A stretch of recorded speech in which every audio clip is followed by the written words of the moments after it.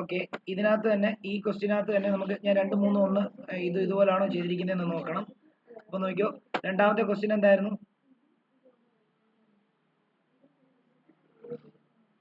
Triangle ABD similar to CBE. Triangle ABD similar to triangle CBE അല്ലേ? അപ്പൊ നമ്മൾ എടുക്കേണ്ടുന്ന triangle ഏതാ നമുക്ക് നോക്കാം. നോക്കിക്കോളൂ.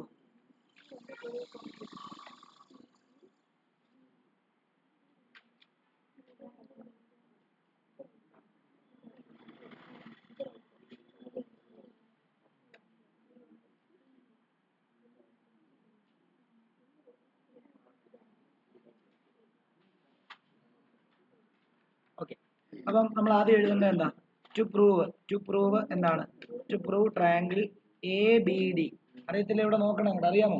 മനസ്സിലായത്? Okay, triangle A B D similar to triangle C B E ആണ് പ്രൂവ് ചെയ്യേണ്ടത്. അപ്പൊ ആ രണ്ട് ട്രയാങ്കിൾ ഏതാ? A B D. A B D എന്ന് പറയുമ്പോഴത്തേക്കും ഈ മൊത്തം ട്രയാങ്കിൾ എ ബി ഡി എന്ന് പറയുമ്പോൾ ഈ മൊത്തം triangle A B D is equal to C B E.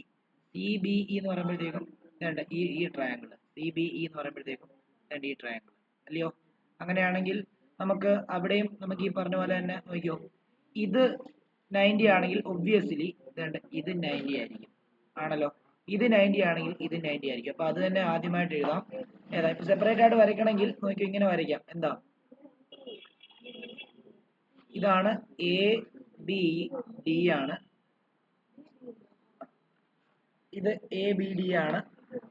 അതേപോലെ തന്നെ മറ്റേന്ന് പറയുമ്പോഴത്തേക്കും ഇങ്ങനെ C B E B C.